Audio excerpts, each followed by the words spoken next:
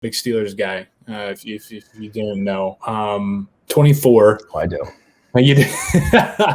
Sadly. What are we thinking, man? Are you thinking it's going to be chalk like everyone's saying with Najee Harris? Do they surprise with ETN? What do you think? That would just blow my mind if they went running back. And really? Now it just would. I mean, after the whole Le'Veon Bell saga, and then James Conner being like serviceable, but like not failing to recognize that the reason all of that kind of went downhill was you went from probably a top 5 offensive line in 2015, 2016, maybe into 2017. You lose Marcus Gilbert. You lose left guard, whose name's escaping me right now. Ramon Foster. You lose him. Castro's hurt. Alejandro Villanueva is getting old. Like, that's the part that's taking this massive step back, not necessarily the running back position. And to then, maybe lose Alejandro Villanueva this offseason and really have just Zach Banner and Chukwuma Okorafor as your starters right now at tackle, and then to draft a running back and say, hey, good luck. Najee Harris going from the best offensive line in college football, maybe in the past like 4 or 5 years, to what he's going to have in Pittsburgh is going to be eye-opening. So I just think with this deep offensive line class, like, they'd be crazy not to take advantage of it. But I don't know. We'll see. I do believe, though, that will be ultimately Najee Harris. I bet they do go with it because, like, it fits personality-wise with, that organization. But damn, yeah, I'll believe it. I won't believe it until I see it.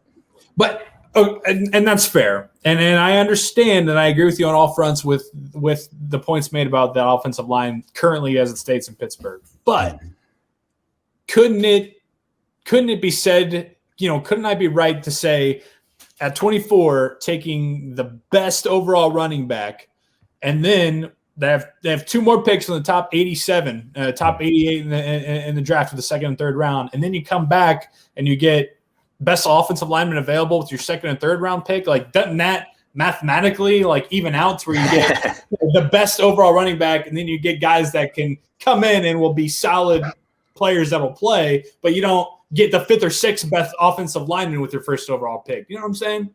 True.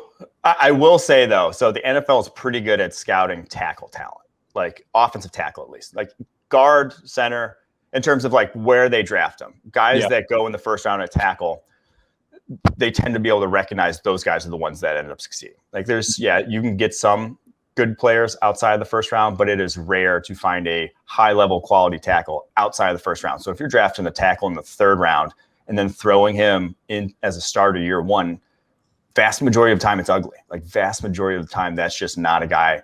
Like, there's a reason why he falls to the 3rd round, because he's not ready to play in the NFL. Yeah. So, and I think it's been shown that you can find, like Najee Harris, fantastic running back. Like, I'm not going to debate that whatsoever.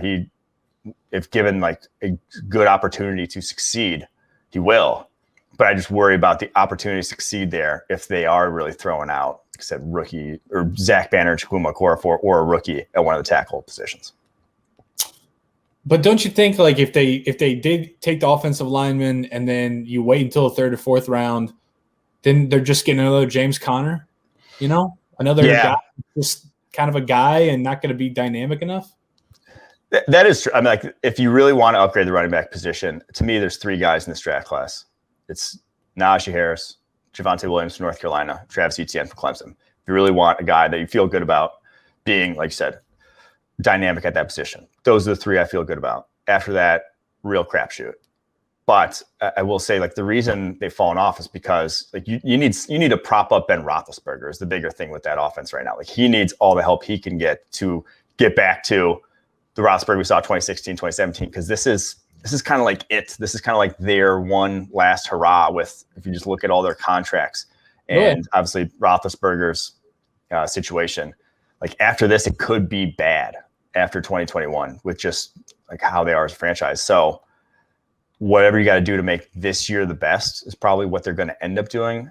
Now, like I said, I think pass protection is the best way to make this year the best. But it's also like you said, though, relying on the 4th best tackle in the class, though, is also can be a fool's errand. Like, that guy might come in and not be ready either. So I can see both sides of the coin in that one.